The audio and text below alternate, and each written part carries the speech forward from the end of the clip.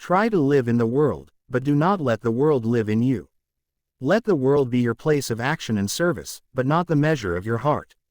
The wise warning painted in the image uses a simple, powerful comparison.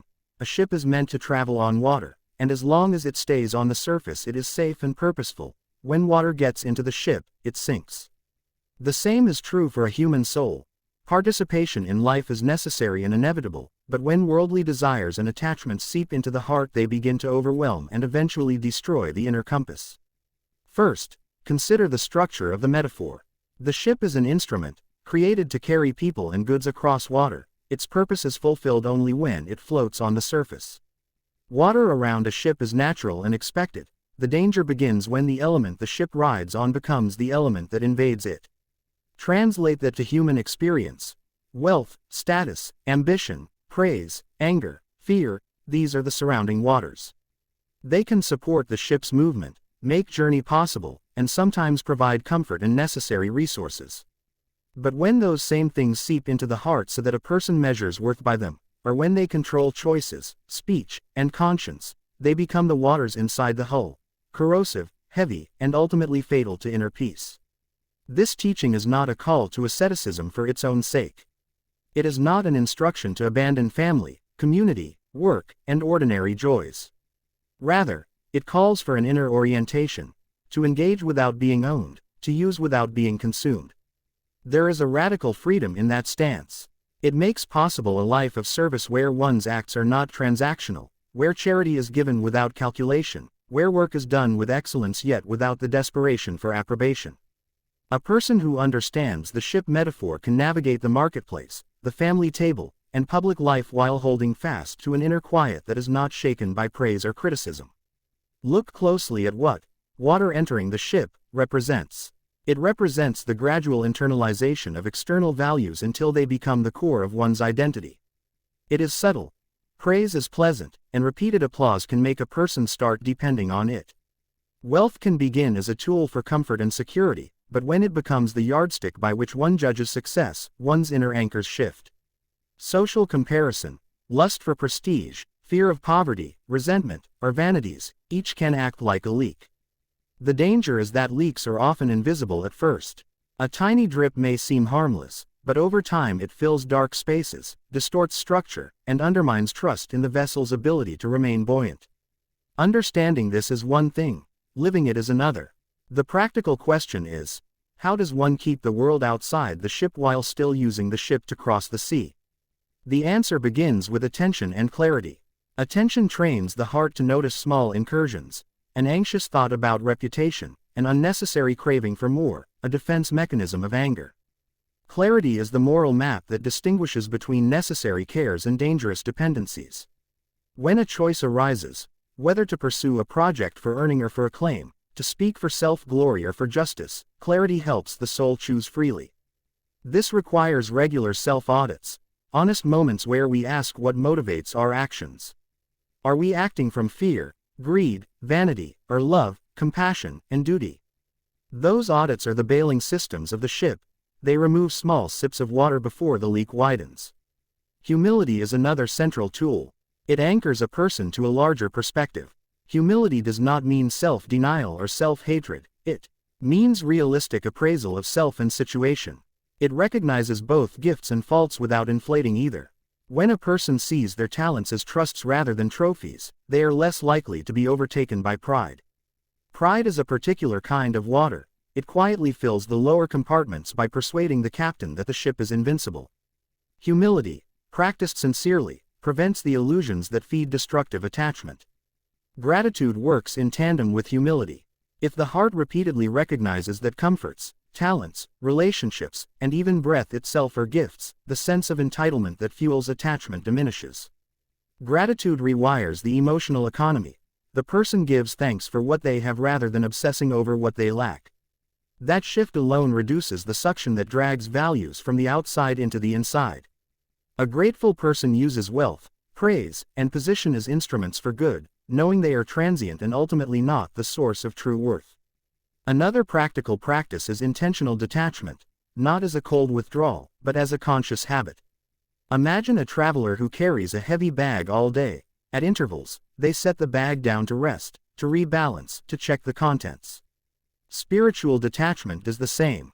It is periodic recalibration, an exercise of setting down pride, anxiety, and acquisitiveness, and checking whether these items are necessary for the journey.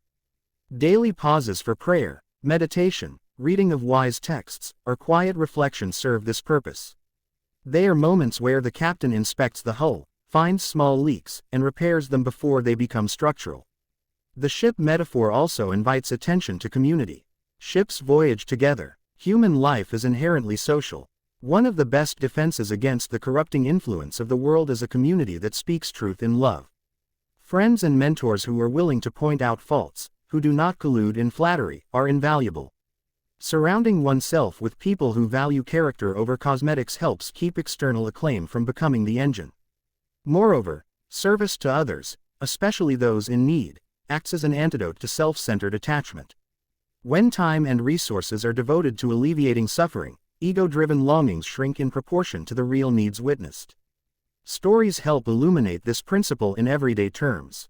Consider the merchant who built a reputation on honesty and used profits to support his family and help neighbors.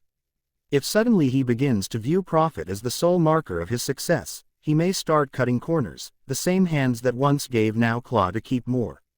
Or consider the scholar whose only aim becomes esteem and titles. Scholarship chosen for the glow of recognition will hollow the mind and heart, while scholarship pursued for truth and service enriches both. In both cases, the work itself is neutral or good. It is the interior posture, what possesses the person, that decides whether the endeavor will buoy or sink them. There is also an existential dimension. The teaching suggests an orientation toward transcendence. When the heart recognizes that the world is not the ultimate horizon, choices align differently. Death, loss, and change are reminders that the ship must eventually dock. Knowing this, one invests in lasting goods, character, relationships, mercy, patience, and the pursuit of truth. These are the cargo that endures, the items that make the journey meaningful beyond temporal gains. If the journey's aim is merely to be praised or to accumulate, the arrival will be empty. But if the voyage is an opportunity to cultivate virtues, then even hardship becomes a refining fire rather than destructive water. Psychologically, the accumulation of worldly attachments often comes from unmet needs, security, identity, and belonging. The world promises solutions, more money, status, or admiration, but these are temporary patches. A deeper cure involves building internal resources, emotional regulation, self-understanding, and resilient relationships. Therapy, spiritual mentorship, and honest friendships are practical pathways to reduce the dependence on externals. In other words, shoring up the ship from within reduces the appeal of filling the hull with external waters. The teaching also warns about ethical compromises. Water entering a ship is often the consequence of small, repeated concessions, a compromise of integrity here, a tiny dishonest act there, or a rationalization of selfishness. Each small concession is like a small crack. It may seem inconsequential, but over time it enlarges. That is why moral vigilance is essential. Integrity must be preserved even in small matters because character is built in the minutiae. A person who refuses to let minor corruptions pass will find it easier to resist major ones.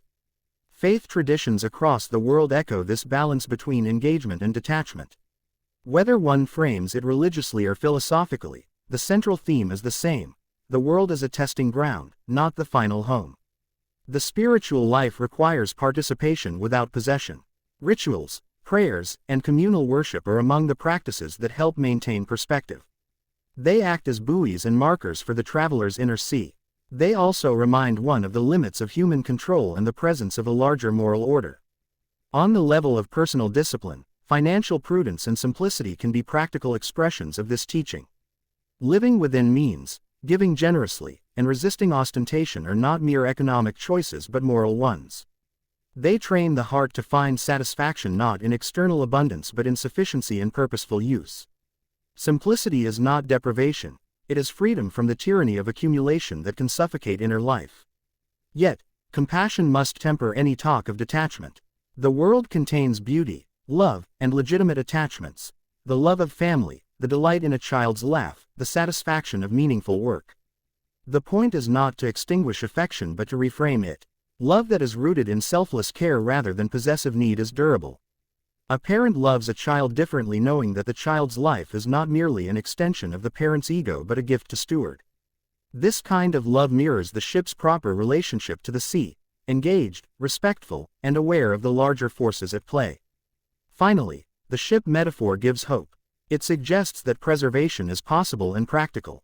It does not condemn worldly life, it teaches skill. The wise captain inspects the hull, learns to read the weather, charts a course, and trains the crew. So too must a person cultivate practices, pursue knowledge, nurture relationships, and remain humble. The journey will still have storms, that is inevitable. What matters is whether the ship is seaworthy, whether the heart has been built with integrity, whether leaks are found early and repaired, and whether the voyage is guided by a purpose beyond immediate gratification. In short, participate fully in life while maintaining a center the world cannot possess. Keep the world as your stage, not your ruler. Use wealth, reputation, and position as means of service, not as anchors of identity. Carry your cargo of virtues forward, and when small leaks appear, a craving for praise, a slip of integrity, an unhealthy comparison, bail them out immediately. By doing so, you ensure that your ship continues to float, to carry good work across the sea, and to reach the harbor for which it was made.